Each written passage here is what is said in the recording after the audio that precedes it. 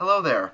This is Clayton again for my review of What About Discord, the latest My Little Pony episode. And when it comes to antagonists in the series, Discord has always been one of my favorites. Certainly he is for a lot of fans of the series. He's a fan favorite mainly due to his comedy, his self-awareness, and the incredible performance by John Delancey. And this episode, written by Neil Dussidow, is no exception. Now, when it comes to writers, however, Neil Dussidow has been very lackluster, in my opinion.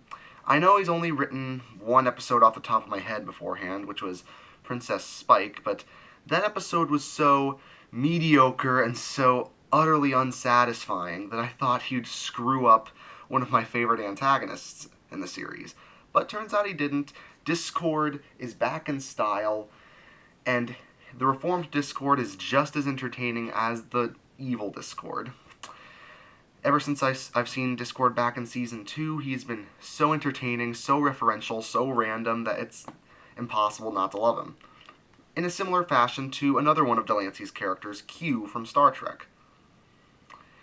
So in this episode, Twilight, after having a book vacation, or book staycation, I almost forgot.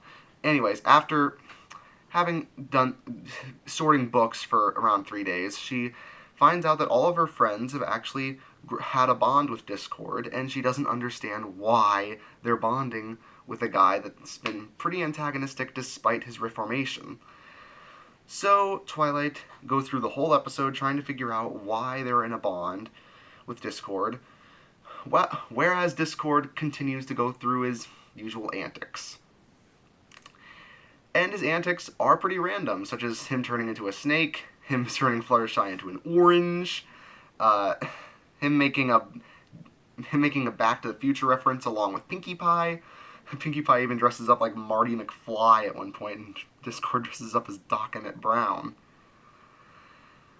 Between this and Crusaders of the Lost Mark, it makes me think that the writers are sort of fans of Back to the Future. I know with Crusaders of the Lost Mark that was just an advertisement, but yeah, that's 2 episodes that referenced Back to the Future, albeit the first one did unintentionally. Now, at first, I thought this episode's writing was a little slow-paced, which was a similar problem to what I had with Princess Spike, and it felt like for a while that not a lot of funny things were happening. But turns out the jokes were building up to an ending that is pretty hilarious and that has a lot of great humor. Not to mention, Zecora is finally back in the series, and her cameo, while short, is so welcome at this point that it made me raise this episode from just good to moderately above average, like a great episode. Considering Zecora has also been one of my favorite supporting characters ever since Bridal Gossip.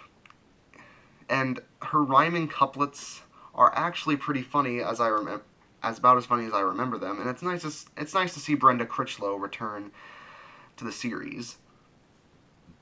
This episode's humor, like I said, is absolutely the high point. There are so many humorous jokes, most of them involving Discord, and most of the other great ones involving Pinkie, and just the overall randomness of Mr. Delancey's performance and his humor. The story happens to be... I could tell what was going to happen about 15 minutes in, but I was so entertained that I really didn't care. I don't care if a story's predictable. As long as it's well written and as long as it's well composed, I personally think that it works.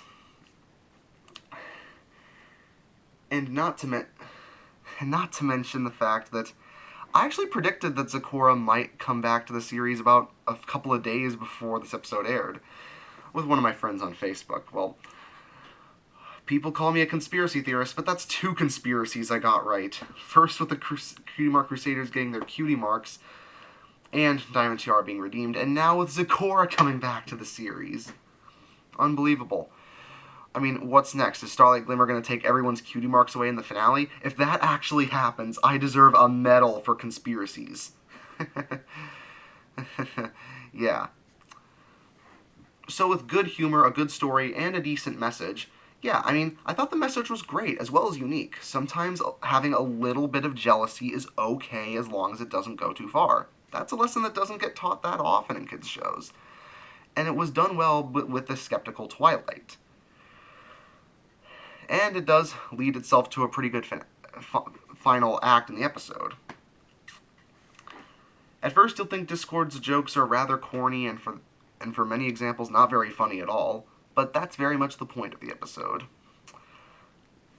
Discord's jokes are meant to be corny to the audience, so we're just as skeptical as Twilight is before we get suckered in for those final 6 minutes.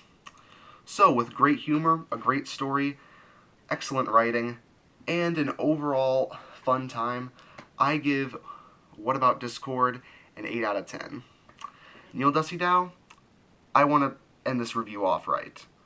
Neil, I know I was a little hard on you when you wrote Princess Spike, but with this episode, you made me proud. I'll see you next week. Or maybe not. My next review might be a little bit delayed, because I'm going to be on vacation. But I'll get the next review out as soon as I possibly can. See you then.